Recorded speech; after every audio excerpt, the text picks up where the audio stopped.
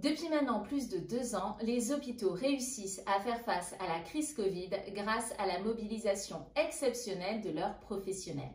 Cet engagement très fort est marqué par une augmentation du recours aux heures supplémentaires.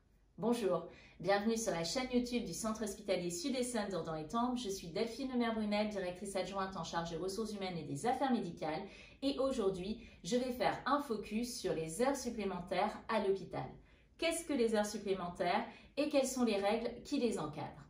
Allez, c'est parti! Pour commencer, seuls les professionnels volontaires au décompte horaire, c'est-à-dire astreints à des horaires de travail donnés, peuvent réaliser des heures supplémentaires, pas les professionnels au forfait. Les heures supplémentaires sont donc les heures effectuées en plus de votre cycle de travail à la demande de votre employeur.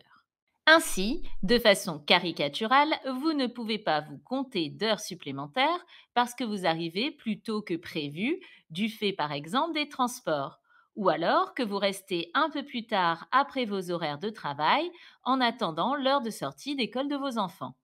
Les heures supplémentaires ont pour objectif de garantir la sécurité du fonctionnement hospitalier ainsi que la continuité des soins en permettant notamment d'assurer un effectif suffisant au lit du patient ou auprès du résident. Ainsi, les heures supplémentaires sont généralement accordées pour remplacer les absences ou faire face à un surcroît d'activité. Au centre hospitalier Sud-Essonne, une procédure spécifique est mise en place pour le recours aux heures supplémentaires. Celles-ci sont accordées par la DRH sur demande motivée et préalable de l'encadrement du service qui doit vérifier l'absence de solutions alternatives comme par exemple une réorganisation de planning.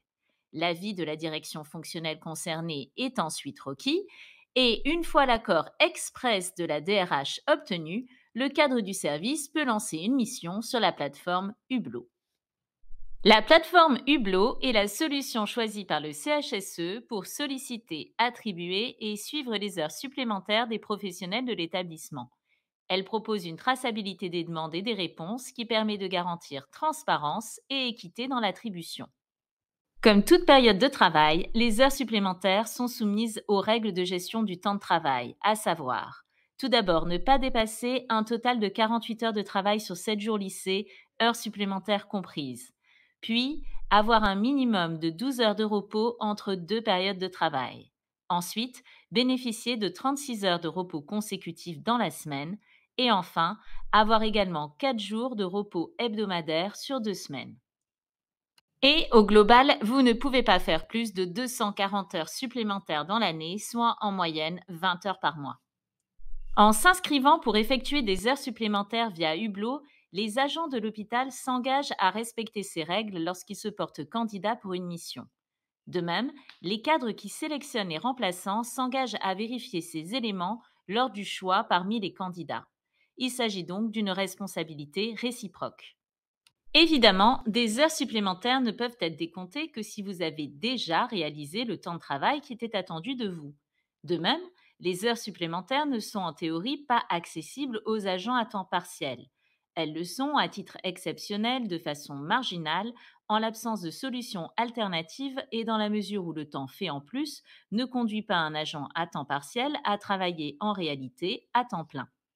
Les heures supplémentaires peuvent être soit récupérées, soit indemnisées. Mais comme il y a encore beaucoup de choses à dire sur ces heures supplémentaires, nous vous préparons d'autres capsules vidéo pour parler d'une part de l'indemnisation ou paiement des heures supplémentaires et d'autre part de la forfaitisation des heures supplémentaires, possibilité qui est désormais ouverte par les négociations du Ségur de la santé. Eh bien ça y est, cette vidéo est maintenant terminée. J'espère que vous l'avez appréciée. N'hésitez pas à la liker, à la commenter, à la partager. Toute interaction avec vous est pour nous extrêmement précieuse. N'hésitez pas non plus, si ce n'est pas déjà fait, et nous vous en remercions d'avance, à vous abonner à notre chaîne YouTube et à cliquer sur la cloche qui apparaît sur l'écran de façon à être informé en temps réel de nos dernières publications. La prochaine capsule sur les ressources humaines à l'hôpital, c'est dans une semaine. Et donc moi, d'ici là, je vous dis à très bientôt.